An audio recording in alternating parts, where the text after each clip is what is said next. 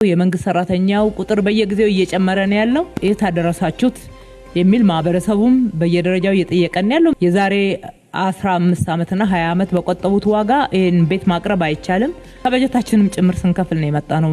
ወደ 30 ቢሊዮን እዳ አለብን። ወደ 50 ሺህ የሚደርሱ ቤቶች ናቸው። ለክራይ ከሚሰሩት ቤቶች ውጭ ያሉትን ለቆጣቢዎች ነው ቅድሚያ የምንሰጠው።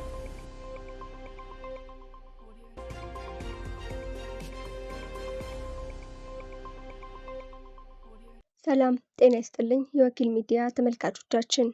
የአዲስ አበባ ከተማ ከንቲባ አዳነች አቤቤ በከተማዋ ያለውን የቤት አቅርቦት ችግር ለመፍታት አስተዳደሩ የጀመራቸውን አዳዲስ ስትራቴጂዎችና አጠቃላይ የቤት ግንባታ አፈጻጸሞችን አስመልክቶ ዝርዝር መግለጫ ሰጥተዋል።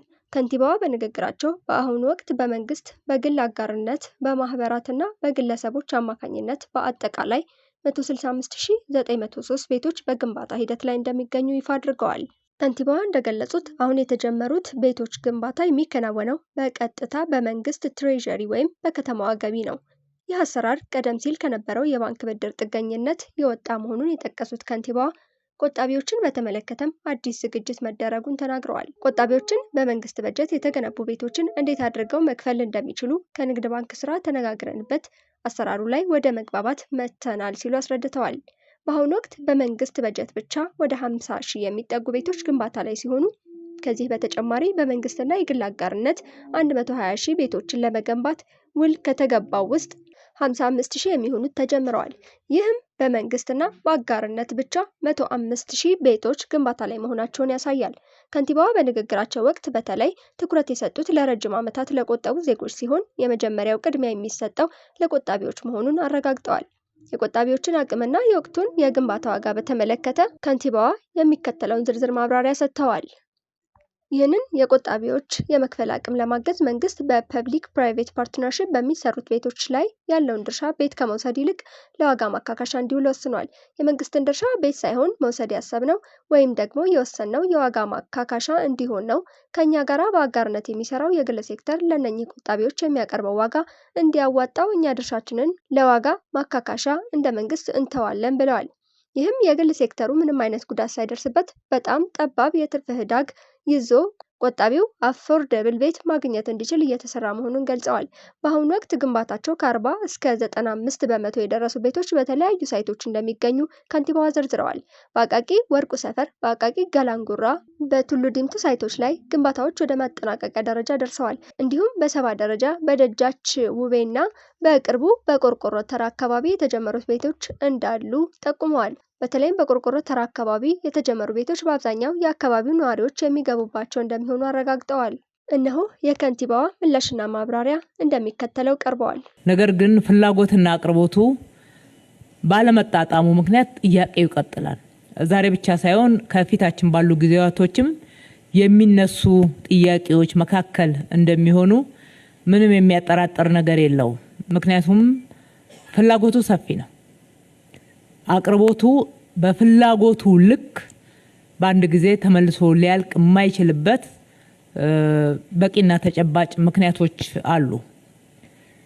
በአንድ በኩል እንደምታውቁት የተከበሩ የምክር ቤት አባል ጠያቂውም እንዳነሱት በሚሊዮኖች ተመዝግበው እየቆጠቡ ቤት ሲጠባበቁ የነበሩ የከተማችን ነዋሪዎች አሉ።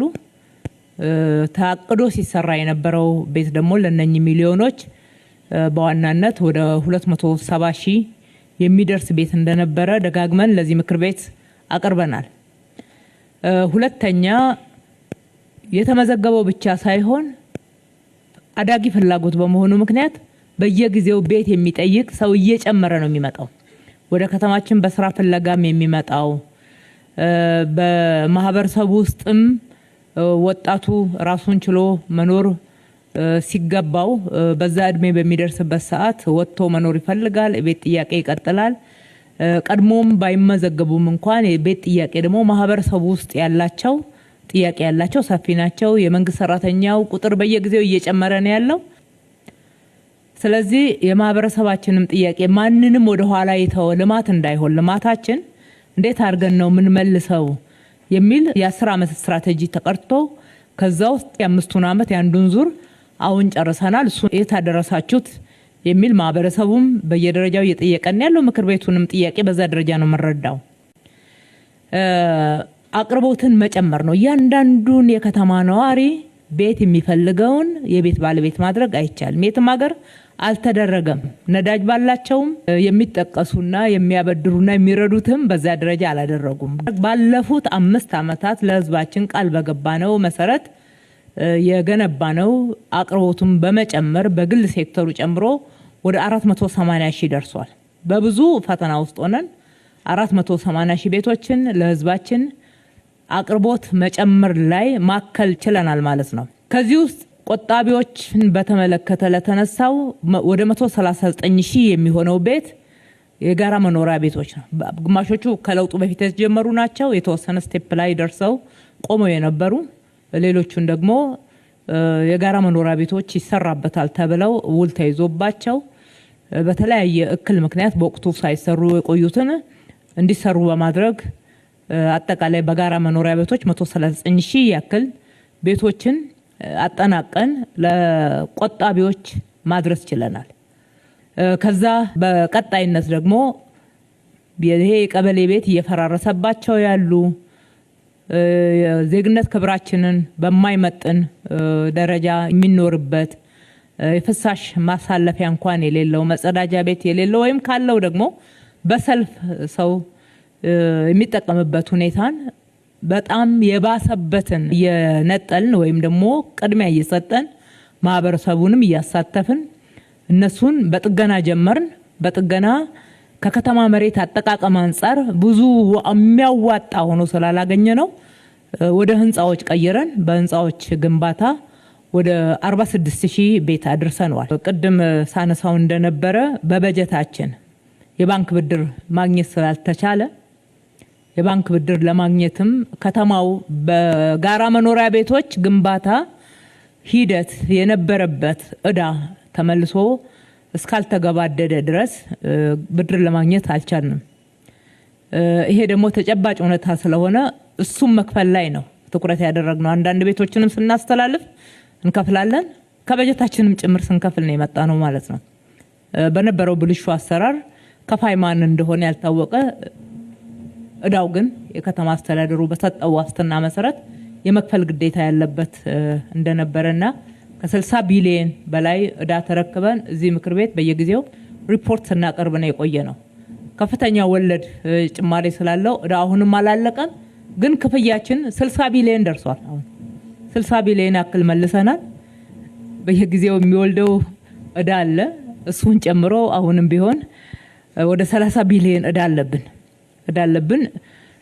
እሱን ለመጨረስ ጥረት እያደረግን ነው። አሁን እየተሰሩ ያሉት ቤቶች አንደኛ በቁጥር ስንት ናቸው?